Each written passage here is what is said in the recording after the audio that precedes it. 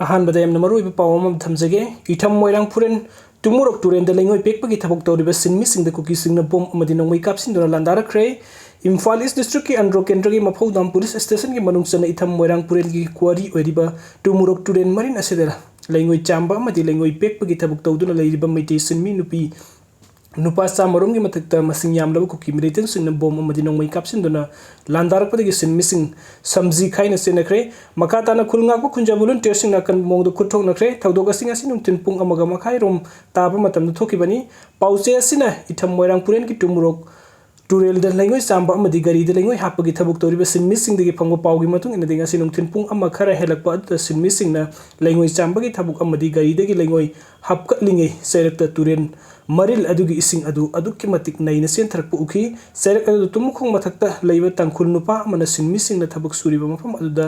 तमना लागलगा खुलाई पाइबु cookie मयाम अमा सिंगदगी कुमथदुना तुरेल खोंनुंग यौरो हौरे नखोय थवाई हिंगनबा सेलहौरो हाइना पाउ पिखी खुंजासिंगना मखाताना फोंदोरपगी मतुंग इनदे पुक्सेल चावरबा तंखुल नुपा अदुना पाउ हेक पिरमबगा इकान कानदना तुरेन खोंनुंग अदुदा कुकीसिंगना बोम अमदि कापथरखी अदुबु असोक अपंदि यावखिदे मसिगी मतुंगदा नोंमै राउंड कया अथाप मफमदगी थबक सुरिबा सिनमिसिंग तमना कापसिलखी मदुदगी सिनमी नुपा नुपीसिंग अदु मखोइना पुरकपा गारी अमदि अतै पोटलमसिंग हुंदोकलमलगा थवाई हिंगनबा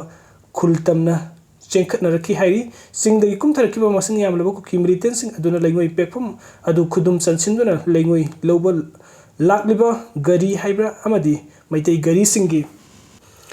टायर अमदि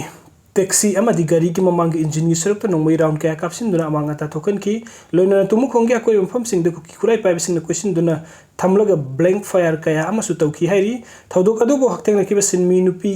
अमना पाउचे असिदा फोंदोरपगी मदुंग इनदि सिनमिसिंगना पुरकपा अतै पोटलमसिंग टेलीफोन गारी मसाना सिंगबा मफम अदुदा लोइनम हुंदोकलमले लोइना कुकी मिलिटेंटसिंगना नोंमै कापसिनदुना मांगहन ताकनबगी थबक चथगी हुंदोकलमबा पोटलमसिंगगी मरक्ता मरुओइबा से सांग कयासु यावखी पाउ असि ताबदगी इथम मोइरांग पुरेलगी कोइबदा लेरबा खुलंगाक्लिबा खुंजासिंग थोरक्तुना सफागदा मफमदा पोजिशन लौदुना लेनखी बोम पोखायनबा अमदि नोंमै कापसिलकपा अदुदा हौजिक फाउबगी ओइनदि असोक अपन अमता यावबगी पाउदि लेत्रि अदुबु इथम मोइरांग पुरेन लेंगोय पेकफम ओइलिबा तुमुरक सिंग मफम सिंग कुकी मिलिटेंट सिंग क्वेश्चन थमख्रे कुकी मिलिटेंट सिंग तकथोकनबा संगसिनबा होटनबदा मफम अदुदा लैदिबा गोरखा रेजिमेंट सिंग केसपर गारी सिनदुना लंबीदा थचिनदुना थंबदगी कुकी मिलिटेंट सिंग मनिंग तौना मनिंग खुलदा नोंमै कापसिनदुना लांदारकपा ngambani hainasu khunja singna phongdorki loinana kuki militant singna क्वारी मफम लैबा हाइबा गारी अमसु मै थाखरे हाइरी मसिगित मतुंगदा नुंथिन पुंग 2 की मिनट 5 ताबा मतमदा कुकी मिलिटेंट सिंगना खुनगाक्लिबा खुंजा सिंगी मैकै तमना नोंमै कापसिलकपदा नतना बोम अमा पोखाइलखी खुनगाको खुंजा सिंगना सुना मयकनदुना नोंमै कापनखी मदुदा कुकी मिलिटेंट सिंग अदु मखोई खुलदा नोंमै कापना चिंखतकी नोंमै कापनबगी पाउ फंगबदगी मफम अदु स्टेट सिक्योरिटी फोर्सिंग थमजिंगट्रे हाइरी हौजिक फावबा मिसि मिना अमदि असोक अपन यावबगी पाउ फंगबा ngamdre अदुग मथंगी अपडेट असना संडेल लैरुंग ताबिदा मिते अमा फुरगा अयाउबा सेल मुल्लब मतुंगदा गारी थुगाइरगा थादोरख्रे ngarang nomda nungtin pumanga bo makhairom taba matamda kaksing laisang khong laikai thong paringda leiba sanden amadi kaksing da grocery item puthok pusin tawduna karbar tawbo mi ama sanden lairung tabi near KCC company godown me da sakhang da kulai pa mi ma panna farum matungda mi asigi ayaw senpam rupa lakh amaga lising humdra la hore मसितनतना माकी गरी थुगाइरगा मतुंग थादोरकले हाइरी सखंगदबसिंगना फुरगा cell मुलबी हौरप मियो असिगी Ming नोंमाइथेम Arjun Singh सही कुनगतरुक अपोप नोंमाइथेम रामप्रसाद कवि मियो असि चंदेल लंबू बाजार थोंगमनाक्ता लैबा tribal नुपी अमा लोबनी हौजिक माकी नुपी असि मसा Y संगदबतगी नुपी मयुमदा लैबनी नसिम हौसागु माकी दियाई Tata गरीदा grocery items पुदुना चंदेन थारो मतुंग माकी नुपी मयुमदा संगदुना वरी वताई सानरमलगा कक्सिंग तमना लाकपदा चंद्रन लैरुंग ताब नियर केसीसी कंपनी गोडाउन मेदा हानंगाइदुना लेरंबा सकंगदब खुलाई पाइबा मियोय मपन्ना गरी अदु खामलगा मंगोंदगी अयावबा सेन रुपा लाख अमगा लिसिंग हुमद्रा मुंदन लौकी अदुगा महकपु फुबा सैबगी थबुक सथरगा गरीगी मिंगसेन थुगाइरगा थादोरकिबनी पावसिना लंगसाई थौना कक्सिंगना फंगबदगी लंगसाई थौनागी थौमिसिंग सेक्शनदुना नुपा असि रेस्क्यू तौदुना हौजिक कक्सिंगदा टेक्ता काइदना थुंगलरे हाइरि अदुगा मथंगी अपडेट असना कर्नल ओइनाम आकाशना लुसिंगबा 19 सुबह एयर महु छिनबे यारो हाइना Sagol मांगदा इमासिंगना इरांग हौख्रे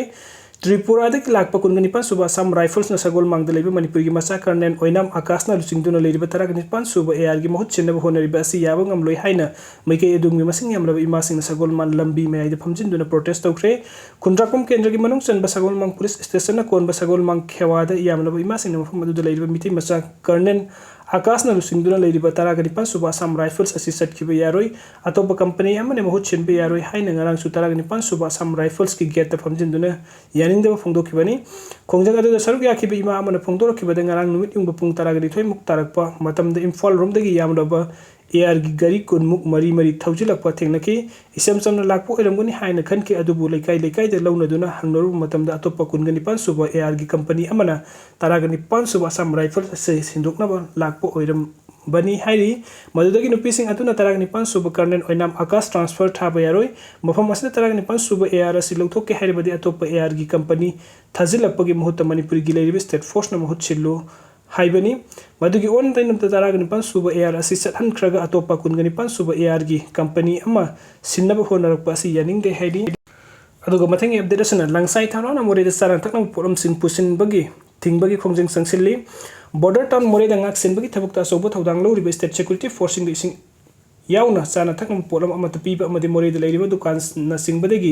leibe yaroi habiga thingba village volunteer force tengno punna sangsiliba khongjing asi aranba thongni khudakta handokadabani haina langsai thauna hairi langsai thauna hanadagi hono moreida sana thakam polam sing pusinba gari sing kaksing lamkhaida sektobugi thabuk satharamba adu village volunteer force tengno polna moreida leiba state security force sana thakna polam sing phanganba yaroi haina khujun singsen kiba asidagi moreida sana thakna polam sing pusinba thingbagi khongjang asi hena kansil le hairi ngasi ju kaksing lamkhai de masing yam lo langsai thamna gi thongmi nupa nupi sing thoktuna imphal de kaksing lamkhai phauroga more mai keirom da sangna bagi da makta lakpa gari sing mathang mathang sik to bagi thabuk chataki loina na sang thangna polam sing purakpa gari sing more de pusin ba yahandana kaksing lamkhai de gi mamai leiraga hlanki sangsil luba khongjang asi langsai thauna gi thongmi sing na makha ta na sangsin ki gani haina su pauchi asi da phangtoraki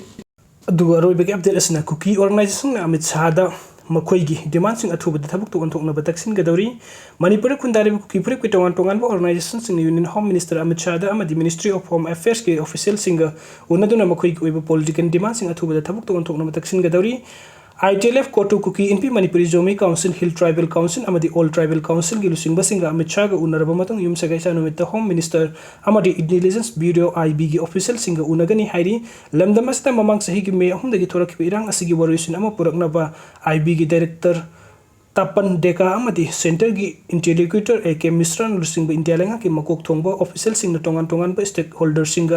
worry सानरपगी मनुंग sun organisation Singh असिगा अमुक्त पुन्ना worry सानगदौरी नकल अमरमदा ITLF की spokesperson गिंजा बालजोंग ने union home minister MHA अमदी